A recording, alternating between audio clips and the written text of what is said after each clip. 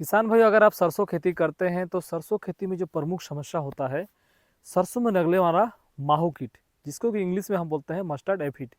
यह जो कीट है, अगर आप इसको नज़रअंदाज करते हैं तो आपका सरसों खेत पूरा डैमेज हो जाता है और लगभग 60 से 70-80% तक नुकसान हो सकता है।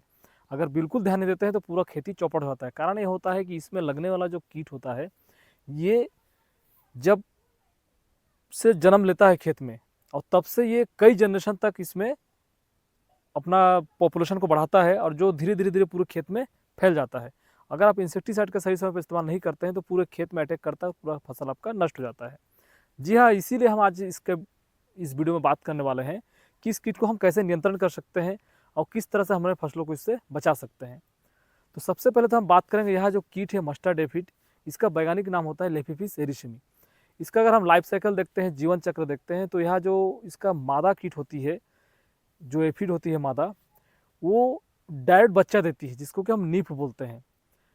इसमें पार्थोजेनेसिस प्रक्रिया पाया जाता है, डायरेक्ट बच्चा देती है। और ये जो बच्चा है नीफ, लगभग एक फीमेल 25 से 130 तक बच्चे को दे सकती है, जन्म दे सकती है।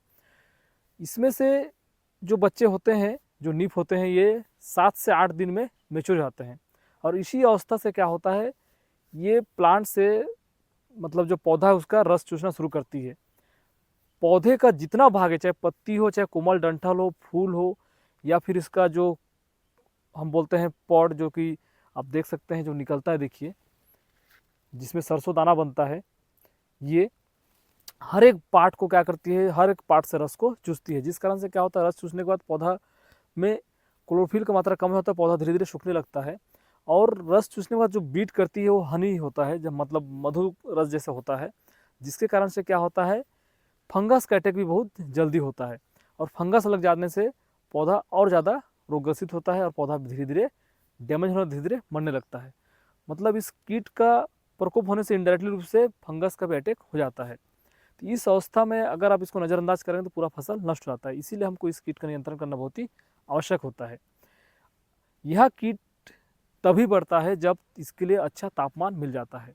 जनरली सरसों ठंडे का फसल है, ठंडे के दिनों में ही सरसों का अच्छा ग्रोथ होता है, इसी समय पे फल फूल भी आता है।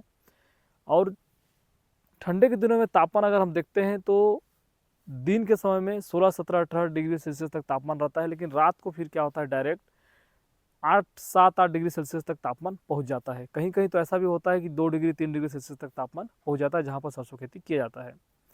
लेकिन इसके लिए, जैसे कि मैं बताया, कि फेवरेबल कंडीशन 20 से 22 डिग्री सेल्सियस से ऊपर होता है, मतलब 22 डिग्री सेल्सियस लेकर 30 डिग्री सेल्सियस के बीच का तापमान, ये तभी इसको मिल पाता है जब बादल छाता है।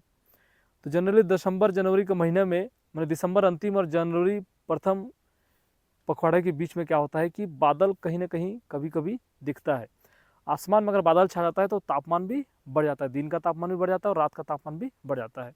उस स्थिति में जो माहू है बहुत ही तीव्र गति से प्रोग्रेस करता है, बहुत तीव्र गति से अपना प्रजनन को बढ़ाता है और पॉपुलेशन को बढ़ाता है। इसी समय पर आपके फसलों को सुरक्षित करना बहुत ही जरूरी होता है। इसीलिए अगर आप प्रिकॉशन के लिए पहले से इंसेक्टिसाइड का इस्तेमाल नहीं किए हैं तो आपको दवा देना बहुत ही जरूरी होता है। तो कौन सा दवा देना है, कौन सा इंसेक्टिसाइड का स्प्रे करना है, उसी के बारे में अभी बताने वाला हूँ। अगर आप प्रिकॉशन के रूप में देना चाहते हैं कि आपके फसलों में माहू नहीं लगा है, तो मैं तो बोलता हूँ जरूर दीजिए, क्योंकि एक बार स्प्रे करके आप निकल जाए तो आपका फसल सुरक्षित रहेगा। तो इसके लिए आपको क्या करना है कि 20 लीटर वाला टंकी है, उसमें आपको 1 पैकेट एडमायर और 1 पैकेट एक्ट्रा। एडमायर जो होता है बायर कंपनी का है, और एक्ट्रा जो होता है सिंजिंटा कंपनी का है।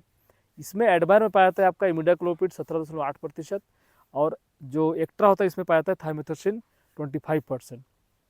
इसी केमिकल से अगर दूसरा दवा मिल जाता है तो उसको आप स्प्रे कर सकते हैं।